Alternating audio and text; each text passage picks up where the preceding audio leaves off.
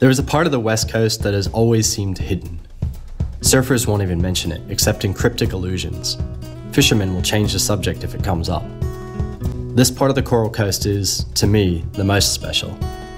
The surf here is as big as the bronze sharks that circle lazily under the waves.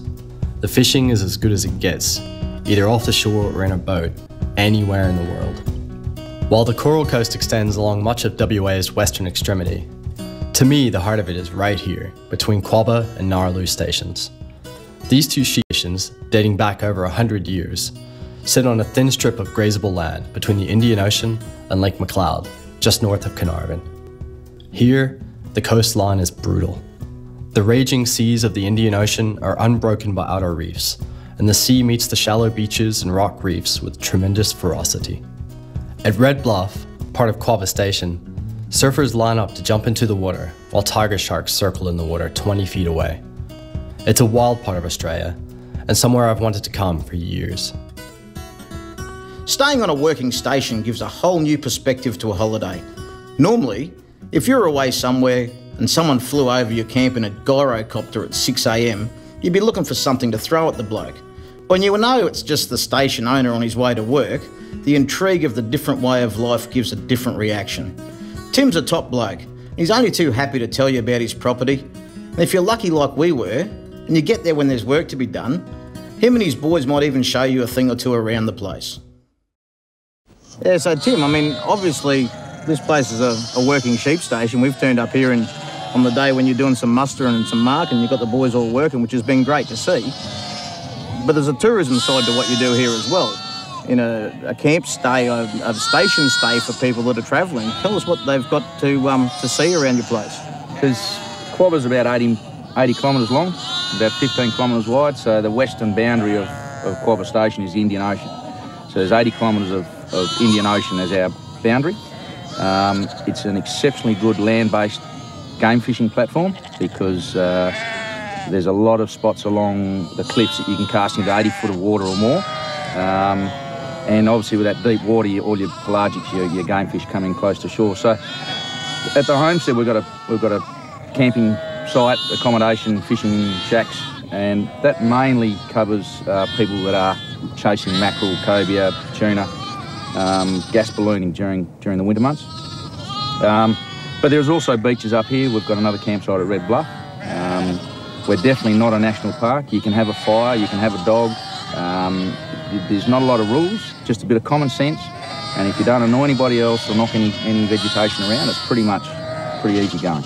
And to date, people that are staying with us, we haven't had any problems with that sort of rule. That's awesome, mate. You know, and for a lot of people who like cooking in the camp oven and those sorts of things, the ability to be able to go and bush camp somewhere, particularly when they can do it on the waterfront and have a fire still, I mean, it's becoming something that's pretty special. It is, and look, you know, a lot of people are now coming in and they've been to national parks around the place, all over, and there are a lot of rules involved with camping in a national park.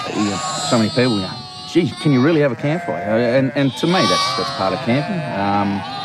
And I think we get a lot of people come back because of that. As far as Red Bluff goes, that's sort of a bit of a surfing camp as well. There's a very good left-handed wave there, but there's a magnificent beach for fishing, for snorkeling.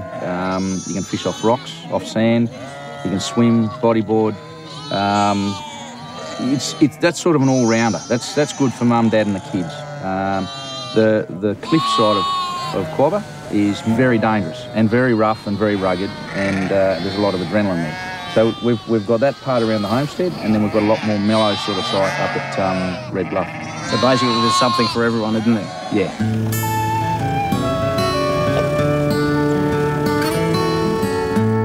One of the most misunderstood things about tyres, particularly when you're traveling off-road, is tyre pressures. There's a lot of myths and fables out there. It's actually pretty simple. There's two main reasons that you put your tyre pressures down in your tyres. One is rough, corrugated, sandy, gravelly roads. You don't want to be driving down these things at 80 kilometers an hour with full tyre pressures. You're going to shake your teeth out your head, probably break all your eggs on the way. The other reason is, of course, soft, sandy tracks, beach driving, and mud. By letting your tyre pressures down, you increase the footprint of the tyre, gives you better flotation through the medium, keeps you going.